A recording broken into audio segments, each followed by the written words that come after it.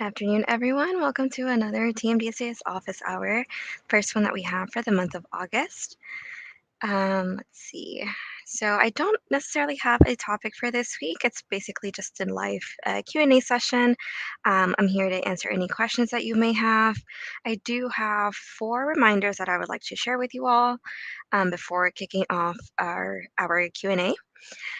So I'll go ahead and get started. Today is August 1st, so it is the early decision program deadline for today.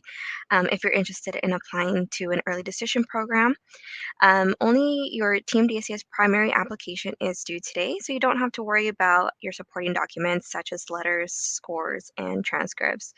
So the latest that you can submit those would be September 15th.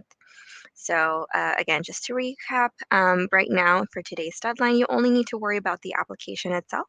You have up until September 15th to get those letters, scores, and transcripts submitted to TMDSAS. So don't let these supporting documents stop you from applying and submitting your application for the early decision program. And if you guys have any questions about what the early decision programs are available, what they're about, any additional information about those, you can find those in the link here that will be posted to the chat in just a moment.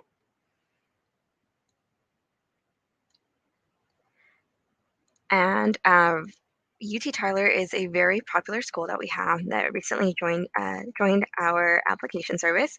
So if you're interested in applying to UT Tyler School of Medicine, you can send us a message in your TMDSAS application portal. Let us know that you want to apply to that school so it can be added to your application. And if it's already been transmitted, we'll go ahead and get your application transmitted to UT Tyler as well. And typically around this time of the year, we get a lot of questions about the processing of your TMDSAS primary application.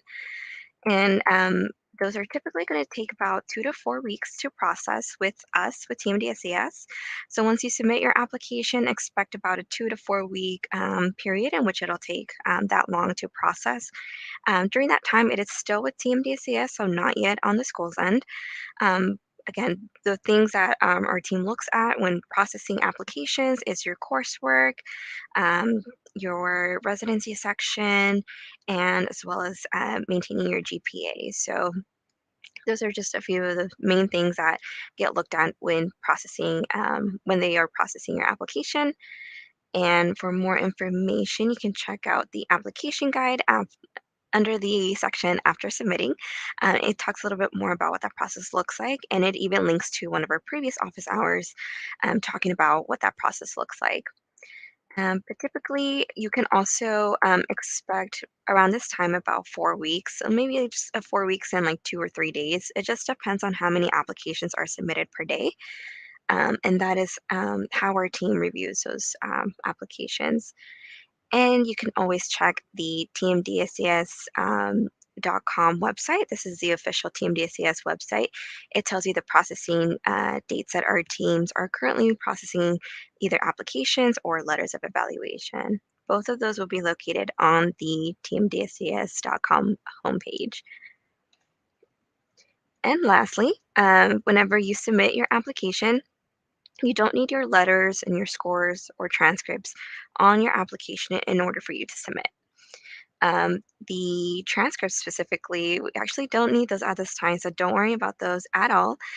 Team DCS will only need transcripts once those have been requested from you. That request will come once the schools have let us know that you've been accepted to medical or dental schools. For veterinary applicants, the schools will let us know once you've been interviewed. At that point, you can expect an email request from Team DCS requesting for your transcripts. So again, don't worry about those just yet. The only thing you have to do when submitting your application is just the application itself.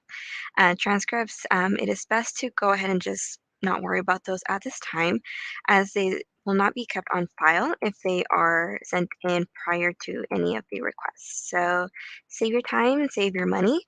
Don't worry about transcripts just yet. And I'll go ahead and link our little blurb about transcripts in case you forgot. Or you forget, or you just want to reference it at another time when watching this video.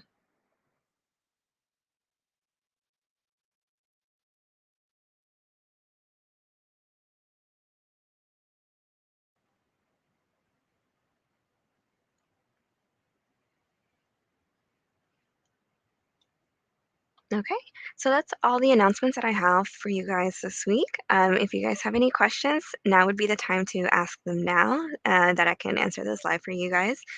Let me go ahead and see if we have any questions in the queue.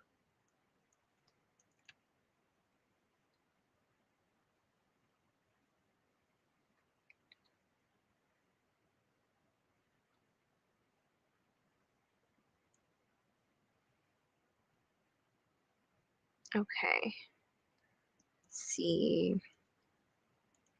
Here's a question. I already submitted my application and I put in my courses based off of my transcript from most recent college. A follow-up to that question is I finally was able to get into my college from 12 plus years ago.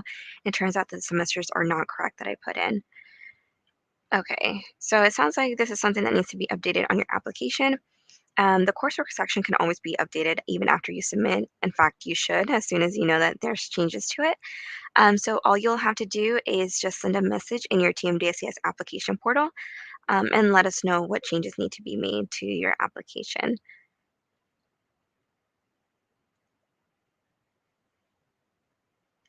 And let me see, we do have a link that shows you how to send a message in your portal if you're not already familiar with that. Give me just 1 second, I can pull up that link in a moment.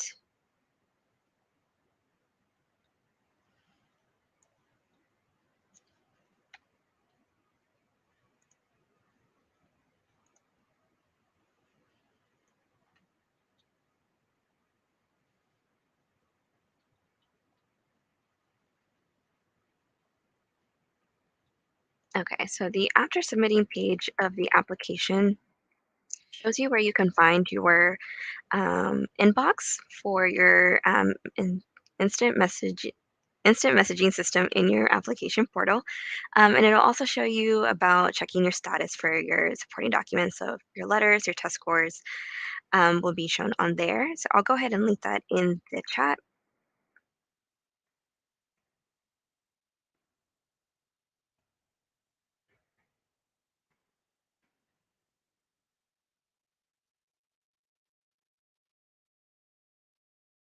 And overall, this page is really useful because it does, well, one does provide a link to a previous office hour about processing times in case you need a visual to kind of see how that plays out. Other things to be mindful of, such as paying attention to your messaging system in your so your inbox, checking the status of your documents, how to update your grades at the end of the terms, your PCR, secondary applications, approve changes that can be made after you submit your application, which is very important to review, as some sections are logged and some are you would be able to go back and make changes to. The Casper, and additional frequently asked questions after submitting your application are also on there.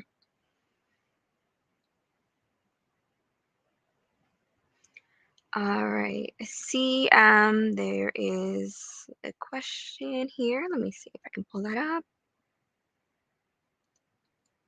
If a vet student has submitted 3 evaluators, is it possible to add a fourth optional evaluator at a later time? So for veterinary applicants, the schools only want 3 evaluation forms.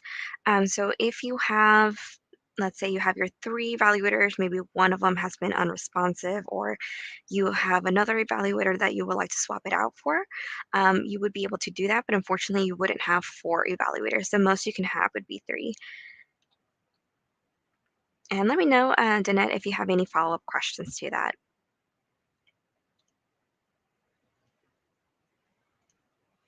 Okay, if our application is transmitted, where do we find our final GPA? Assessed GPA calculation may change during the processing of your application. Is this the correct GPA if transmitted? Yes. So whenever you submit your application, the system will generate a GPA. However, that can change in the processing stage whenever an applicant liaison goes back and reviews your coursework and also reviews your GPA.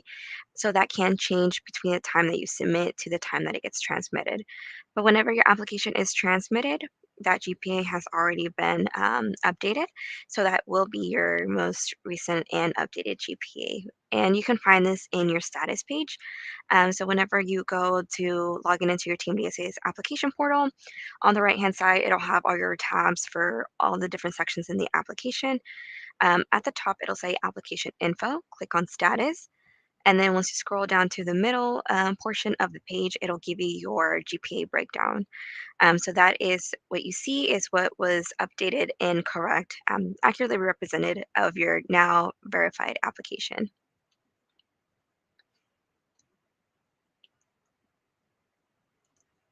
Okay. I have an activity that I'm doing this August. Do I put this under plan activity since it will be future hours? Well, the start time will be before October 2022. So this activity would actually go under current activity since the start date is before October 2022. So it'll need to go under that category. However, if you still have hours, obviously now, depending on when in August you start this activity, you might have not started any hours just yet. And that's okay. You can enter estimated hours under current activities as well. And if you will continue to work on this activity even after the application deadline or the time frame that is set in the system as October 2022, and then you'll also need to place it under planned activities as well and estimate your hours for that portion of the activity as well. So just to recap, because the start date falls before October 2022, you'll need to list this activity under current activities, and it's fine to estimate your hours if you haven't already started that activity. Just enter your estimated hours between the start time up until October 2022. If you do plan on continuing this activity after October 2022, then you'll also need to list this activity under planned activities with the rest of your estimated hours entered as well. And let me know if that made sense or if you need further clarification about that, Hannah.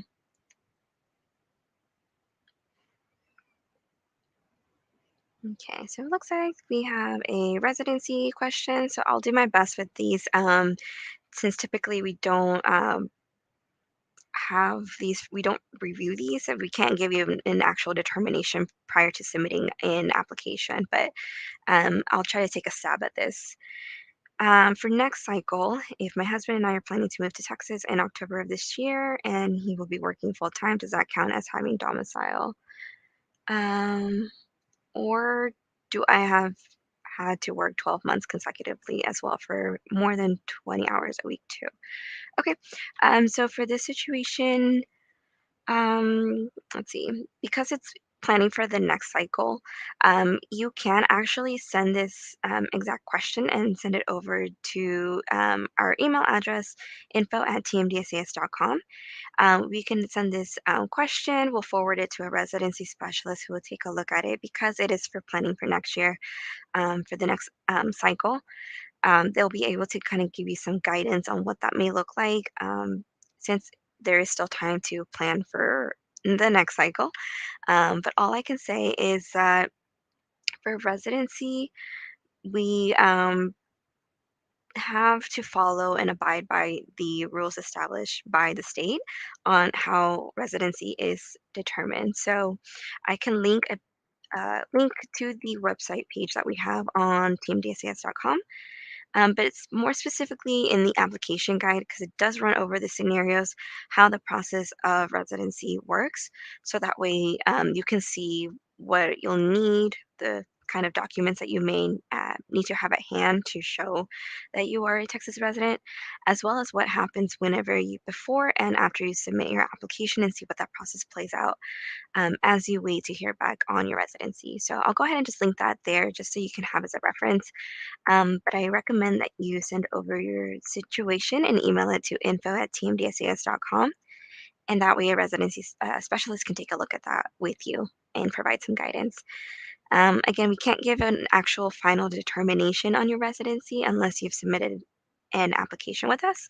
But a residency specialist is knowledgeable about the area and would be able to provide some feedback. So I'll go ahead and link that page now.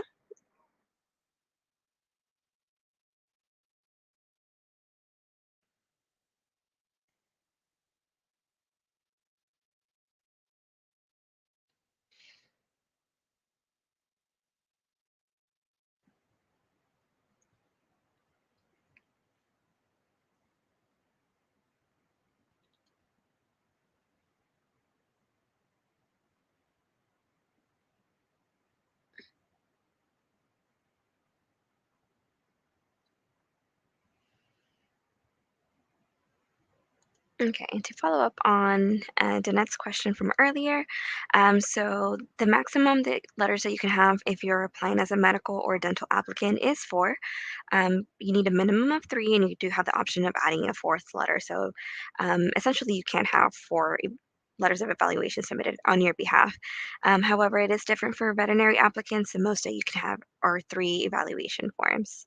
So great point, great question. We do get this often as well as we're getting and approaching the veterinary application deadline. So Danette, thank you for asking that question. That way we can clarify it for everyone. Okay, let's see. And thank you all for being engaged in today's session and asking questions. I do appreciate that because it not only helps you, but it helps other fellow applicants who will be watching at a later time. Okay, and let me go back to the top of the page.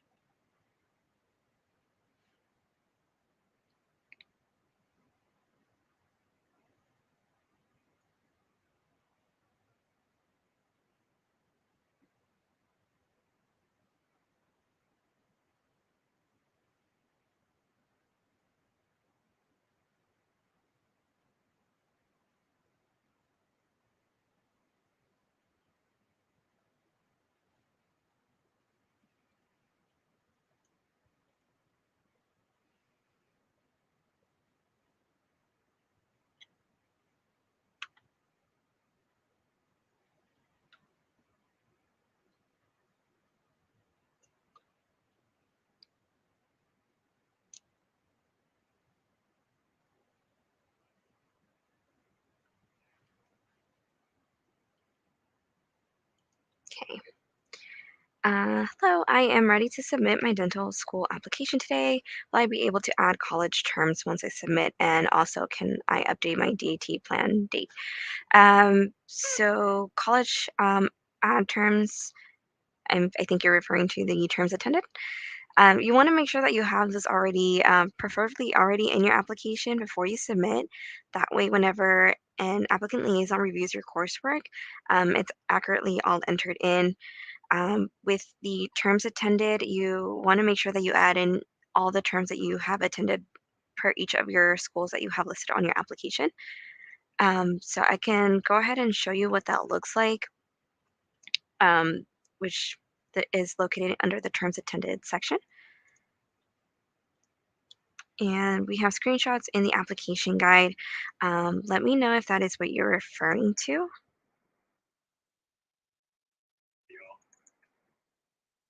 So I'll go ahead and link this in now from the application guide. And again, Deborah, just let me know if that does answer your question. But that does give you couple of screenshots for each of the terms that you entered for each of the schools that you have attended.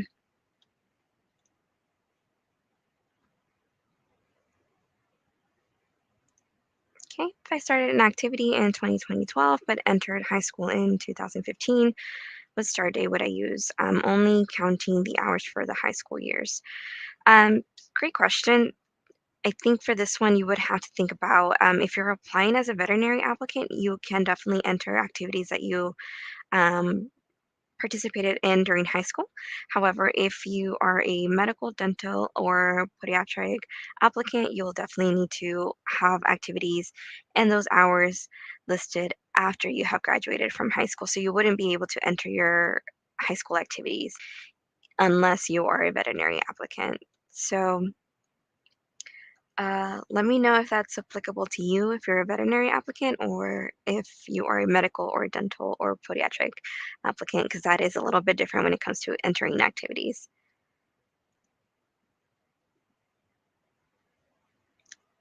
And Deborah, I'm so sorry, I forgot to answer the second part of your question.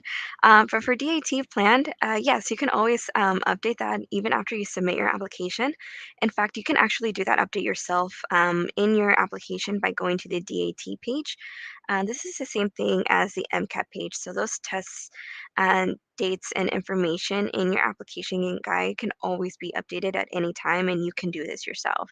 So if you have to update your future test date, you can always click on edit in the page itself and then edit the test date that you will be taking in the future.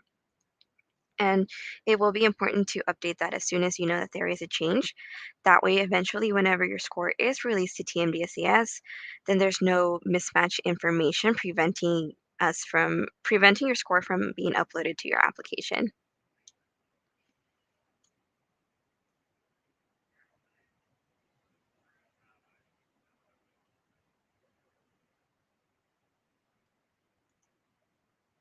Okay, if I took courses for nursing and it was non-degree seeking, I still report those hours. Yes, so all college coursework that you've ever taken has to be reported in the application.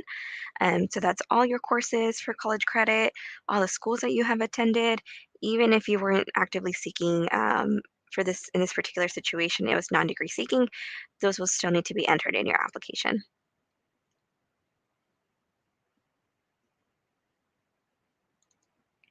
Okay, TMDSAS requested a proof of residency document from my last attended university, but I have been unable to get one despite following all the steps. Is there additional documentation I can provide?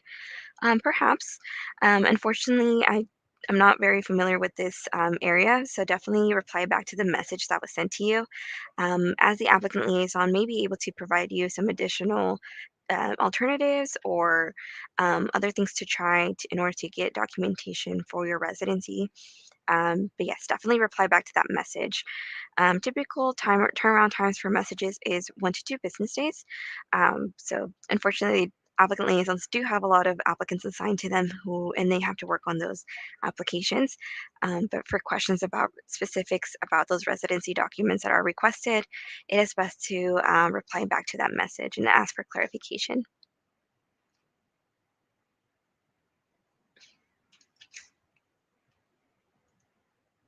Okay. I want to double check for medical school application. Do you add AP classes to the community college associated with your dual credit classes? This is the way I understood. Thank you so much. So it's really up to you. It sounds like your AP credits may be listed under both your community college transcript and your main institution. So as long as you choose just one of those schools to list your AP credit under, that would be fine. You can either choose to list it under your community college coursework or your main institution, whichever one works for you. Just make sure that you only enter that AP credit one time, not two times for each of those schools that you attended.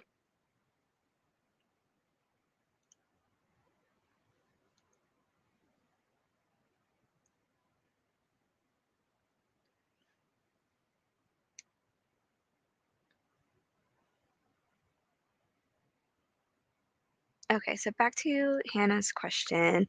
Hannah, I saw that you did mention you are a vet applicant. So if you started an activity in 2012, but you entered high school in 2015, what start date would you use? So at that point, your start date would be whenever you started your freshman year in high school. That is the earliest your activity dates can go, uh, far back. So it sounds like you would only, if you had this activity from that period from 2012 through high school, you would only be able to enter when you started your freshman year of high school and moving forward. And using that activity from just those dates and those hours only after starting your freshman year of high school. Let me know if that answered your question.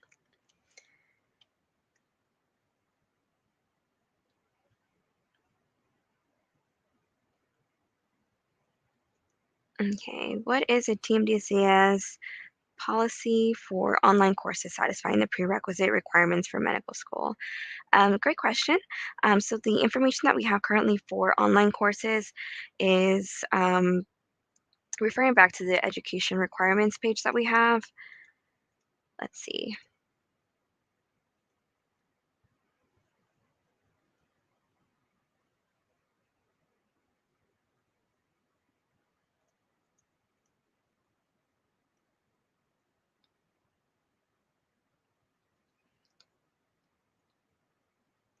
All right, so for TMDSAS, we'll go ahead and just accept all your college coursework as it is and designate which of your courses would be prerequisites. So the information that I have here for education requirements found here, I'll go ahead and link it as well so you can take a look at it. Education.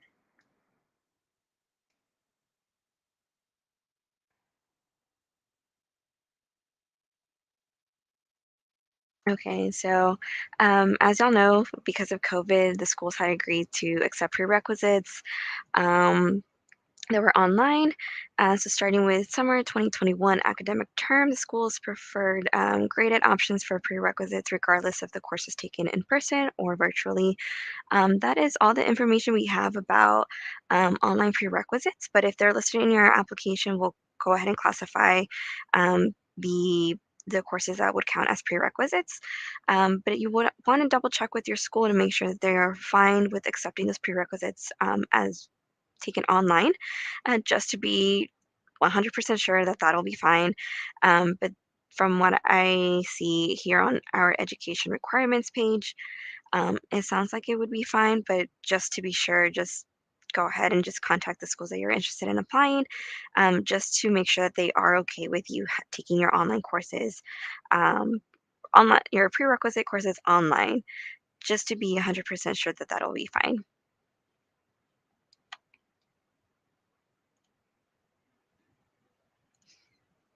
Okay, how do you remove an evaluator from the list of letter writers after you have already submitted the primary application? So all you'll have to do is send a message in your TMDSAS application portal. Let us know which of your evaluators needs to be removed. A team member will go ahead and remove that for you and respond back to your message once that has been completed.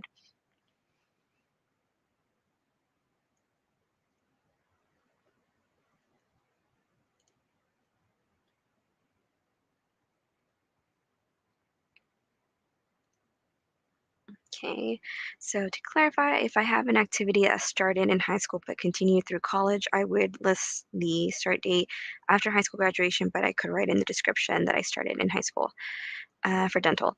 So, yeah, you would want to include the dates for this activity only after high school graduation, and list the what you did from that point moving forward.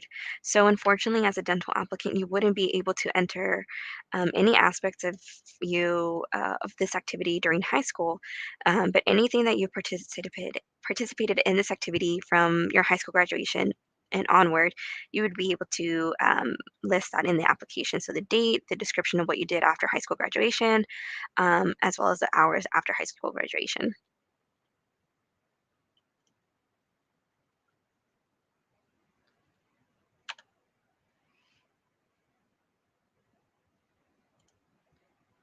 Okay, so under employment, I worked at a conference for 30 hours over 3 days each, June for 2 years. How do I put this under weekly hours and do I put it into separate entries? So it's really up to you, however you want to list it in your application.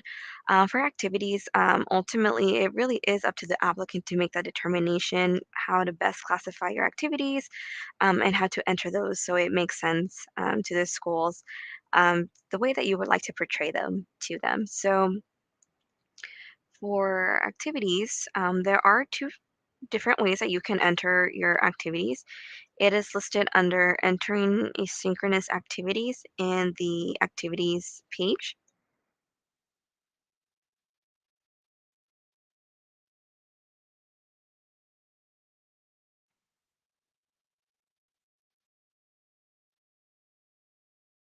Based on the two options that are given to you as a way to enter activities that are asynchronous, you can go ahead and determine which option you would like to go to in order to list your activity, and then from there make the best determination for those hours and how to allocate them in the application guide. Sorry, in the application. So yeah, take a look at that. Um, let's see. And there is an example of how to enter activities as well, listed on the application guide under the article called Categorizing Your Activities in the TMDSAS Application Guide. I keep saying application guide and the application. But basically, that has like a little example of possible activities and how to list those. It's just like a reference if you want to take a look at that as well. Okay. Could you elaborate a bit on the chronology of activities? It's been 20 years since high school, and prior to the last 8 years, have gaps in my timeline. How do I fill those gaps? Okay, so in the application, it'll give you an error message, just alerting you that if you have gaps that are more than 3 months. So let's say you have something for 2021 and don't have anything listed for 2022, then it'll give you that message that you have more than a 3 months gap in your chronology of activities section. That's basically just kind of giving you like a hey, in case you missed something, go ahead and list it in there type of thing. So you can actually list anything that you've participated in that you would want the schools to know about, just so that way they know that you have been active and pursuing this career path that you have chosen. It can be any hobbies that you might have participated. Maybe if you were prepping or studying for like the DAT, you can list that in there. Maybe you took like a couple months off of work to do that. You can definitely list that in there just to show them that you were doing something with your time. If you traveled abroad for a year or two, or just anything along those lines that you might have not already entered in your activities, that would be the time to fill in those gaps with any hobbies, activities, traveling or studying or working, anything else that you might have left out. That would be the opportunity and the chance to go ahead and enter that as well.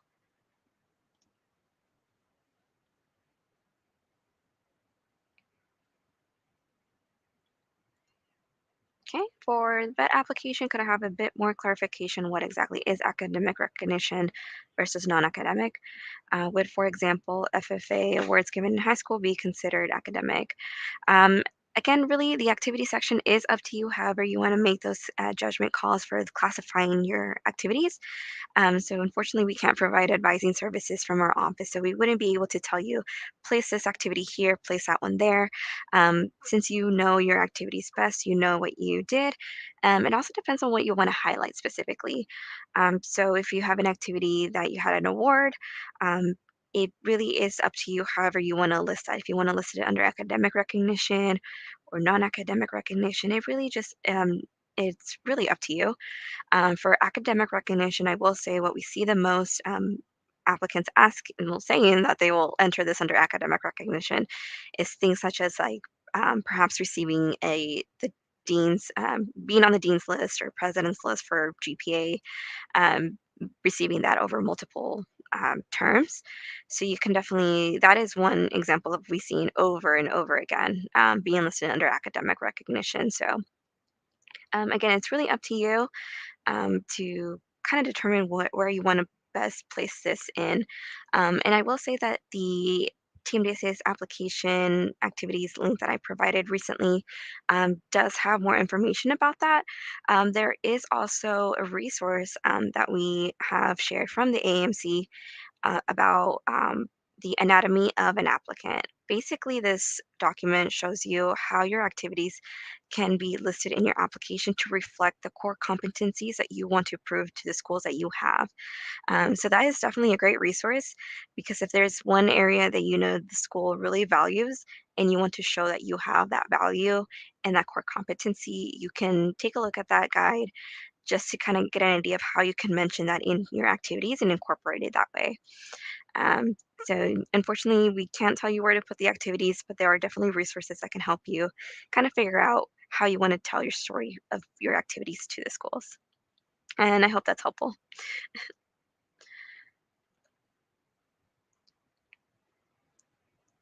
Okay.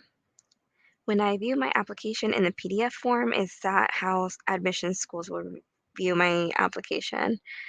I think you're asking, is this how they're going to see my application? I would say the answer would be no. I know the PDF doesn't look too nice. It's just very dry, very just skeleton question answer. Um, no, the schools do have access to your application once it has been transmitted. So I know that they have access to the whole application and can review everything. I want to say it looks similar to what your application looks like online. You know, how you go in and you enter your information, kind of like that interface is how they see it on their end as well. But I don't think they just see it as this like not so pretty PDF form, if that's what you're asking.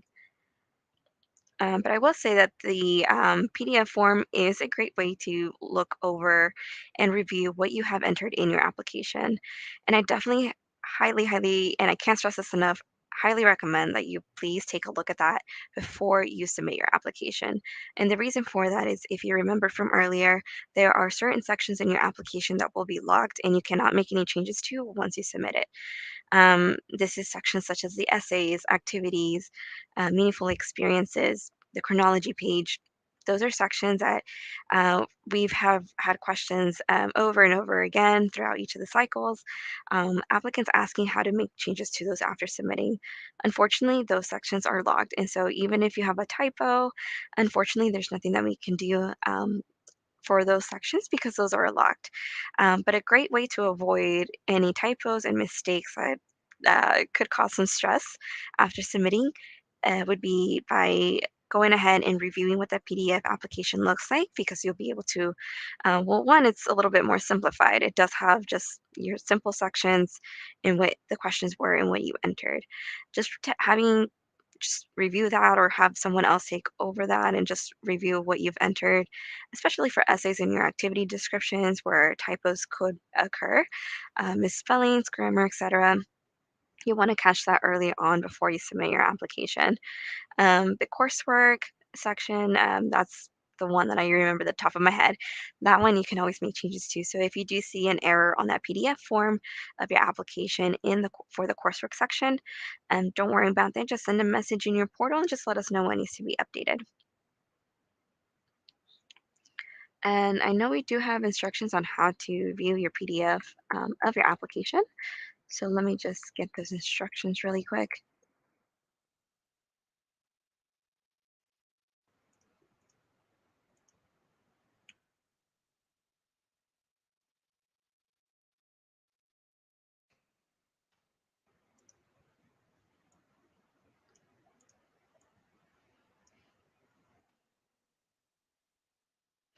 The main thing here is to make sure you have your pop off pop-up blockers off, so that way you'll be able to download the PDF version of your application and print it out if needed. Okay. How long does it take for a letter of evaluation to be counted as received if I submitted it through Interfolio? So a good rule of thumb is to check the TMDSAS.com website and make sure that just to see what date our team is currently processing letters submitted on a specific date. I think our team is doing very well at this point in the cycle, and I think they're reviewing same day. Uh, so they're reviewing right now letters submitted on July 29th. So if you submitted it on the 29th or sometime between now and then, our team should be getting to it and processing your letter. For Interfolio, just know that if you submitted multiple deliveries, so let's say you submitted it July 25th, and then you made a new delivery August 1st. Interfolio pushes back your submission date to the most recent date that you made that delivery. So instead of having your submission date as July 25th, it'll now be August 1st. So basically, what Interfolio does is has your folder with all your letters. Each time you make a new delivery, it takes your whole folder and pushes it back to the end of the queue. So if you know that's something that happened similarly with you, then just know that your new submission date will be the most recent date. But our team is not far off from the 29th. So even if that did occur, our team is processing letters pretty quickly during this point of the cycle. And so it shouldn't be of major concern. But once our team is, you see on our website that our team is processing letters submitted on your same submission date, just be on the lookout for any messages or check the status page of your application to see that your letter has been marked as received and approved. Received and approved means that the letter was one, received, two, that it has been approved. It has all the required letter components that the TMDSAS member institutions have asked us to follow. They asked that letters have a letterhead, whether it be professional or personal. Um, that the letter has to be dated. The letter has to have the evaluator's contact information, such as email or phone number. And it also has to have your name as the applicant on the letter itself. So the schools ask that each letter has these five components. And that way, the admissions committees that are reviewing those letters, those physical letters, will be able to have all that information on the letter and accept it. So we're just following the guidelines that they have provided for us to follow. And so in order to ensure that those are meeting those requirements that they have established, our team processes the letters to make sure that each of those letters has those required components. If any of those components is missing, it will be subjected to a rejection letter. So in that case, you would want to make sure that you're always keeping up with your messages. Any important messages regarding your letters being rejected will be given to you in the portal. So our team will contact you by sending you a message and letting you know why the letter was rejected. So at that point, it would be advised that you go ahead and let your evaluator know about it as soon as possible. Let them know why the letter was rejected, and actually, a way to easily prevent that is to go ahead and notify your evaluators immediately what those letter requirements are once you ask for them to write a letter for you. I'll go ahead and link to the letters of evaluation page.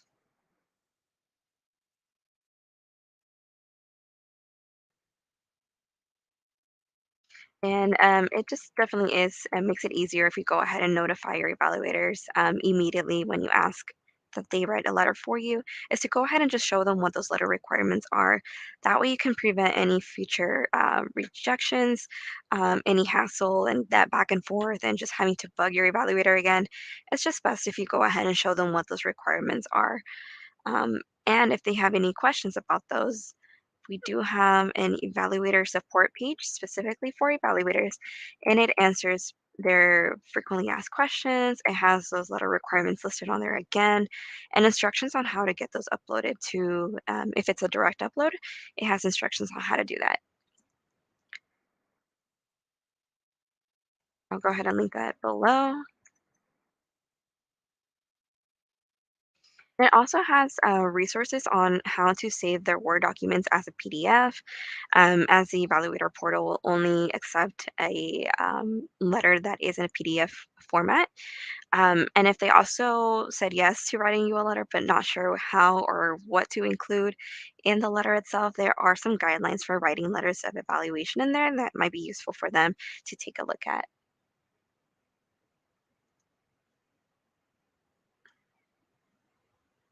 But great question. I know I said a lot about that. Let me know if I was able to address your question and if you have any follow-up to that.